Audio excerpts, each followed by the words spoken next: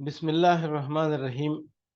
آخرت میں عدل کی تمام شرائط پوری کرنے کے لیے مجرموں کو سزا دی جائے گی۔ پھر اس سے موضوعات تفہیم القرآن جلد پنجم عنوان آخرت صفحہ 117 سورہ خاف آیت 18 ما یلفظ من قول الا لدیہ رقیب عتید، کوئی لفظ اس کی زبان سے نہیں نکلتا جسے محفوظ کرنے کے لیے ایک حاضر باش نگران موجود نہ ہو۔ یعنی ایک طرف تو ہم خود براہ راست انسان کی حرکات و سکنات اور اس کے خیالات کو جانتے ہیں، دوسری طرف ہر انسان پر دو فرشتے مامور ہیں جو اس کی ایک ایک بات کو نوٹ کر رہے ہیں اور اس کا کوئی قول و فعل ان کے ریکارڈ سے نہیں چھوٹتا۔ اس کی معنی یہ ہے کہ جس وقت اللہ تعالیٰ کی عدالت میں انسان کی پیشی ہوگی، اس وقت اللہ کو خود بھی معلوم ہوگا کہ کون کیا کر کے آیا ہے، اور اس پر شہادت دینے کے لیے دو گواہ بھی موجود ہوں گے جو اس کے اعمال کا دستاویزی ثبوت لا کر رکھ دیں گے۔ یہ دستاویزی ثبوت کس نوعیت کا ہوگا اس کا ٹھیک ٹھیک تصور کرنا تو ہمارے لیے مشکل ہے، مگر جو حقائق آج ہمارے سامنے آ رہے ہیں انہیں دیکھ کر یہ بات بالکل یقینی معلوم ہوتی ہے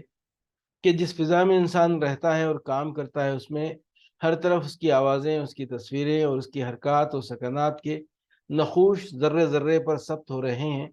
اور ان میں سے ہر چیز کو بعینی ہی انہی شکلوں اور آوازوں میں دوبارہ اسی طرح پیش کیا جا سکتا ہے کہ اصل اور نقل میں ذرہ برابر فرق نہ ہو۔ انسان یہ کام نہایت ہی محدود پیمانے پر آلات کی مدد سے کر رہا ہے، لیکن خدا کے فرشتے نہ ان آلات کے محتاج ہیں، نہ ان قیود کے مقید، نہ ان قیود سے مقید۔ انسان کا اپنا جسم اور اس کے گرد و پیش کی ہر چیز ان کی ٹیپ اور ان کی فلم ہے، جس پر وہ ہر آواز اور ہر تصویر کو اس کی نازک ترین تفصیلات کے ساتھ جو کہ توں ثبت کر سکتے ہیں، اور قیامت کے روز آدمی کو اس کے اپنے کانوں سے اس کی اپنی آواز میں اس کی وہ باتیں سنوا سکتے ہیں جو وہ دنیا میں کرتا تھا، اور اس کی اپنی آنکھوں سے اس کے اپنے تمام کرتوتوں کی چلتی پھرتی تصویریں دکھا سکتے ہیں جن کی صحت سے انکار کرنا اس کے لیے ممکن نہ رہے۔ اس مقام پر یہ بات بھی اچھی طرح سمجھ لینی چاہیے کہ اللہ تعالیٰ آخرت کی عدالت میں کسی شخص کو محض اپنے ذاتی علم کی بنا پر سزا نہ دے دے گا، بلکہ عدل کی تمام شرائط پوری کر کے اس کو سزا دے گا۔ اسی لیے دنیا میں ہر شخص کے اقوال و افعال کا مکمل ریکارڈ تیار کرایا جا رہا ہے تاکہ اس کی کارگزاریوں کا پورا ثبوت ناقابل انکار شہادتوں سے فراہم ہو۔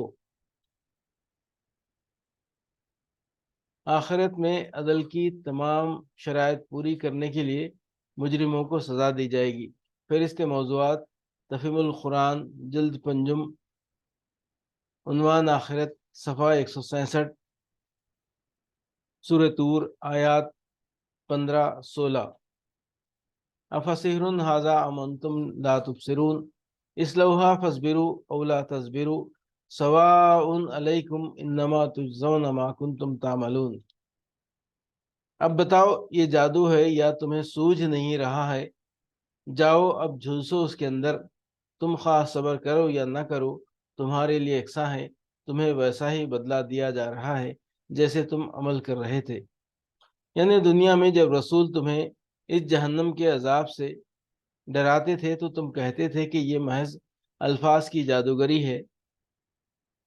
جس سے ہمیں بیوقوف بنایا جا رہا ہے۔ اب بولو، یہ جہنم جو تمہارے سامنے ہے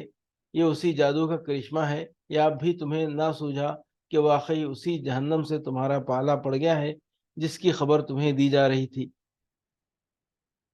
آخرت میں لوگوں کے اعمال کی پوری جانچ پڑتال ہوگی۔ پھر اس کے موضوعات تفہیم القرآن جلد پنجم عنوان آخرت صفحہ 219-220 سورہ نجم آیات 40-41 وَأَنَّ سَعْيَهُ سَوْفَ يُرَىٰ ثُمَّ يُجْزَاهُ الْجَزَاءَ الْأَوْفَىٰ، اور یہ کہ اس کی صحیح عنقریب دیکھی جائے گی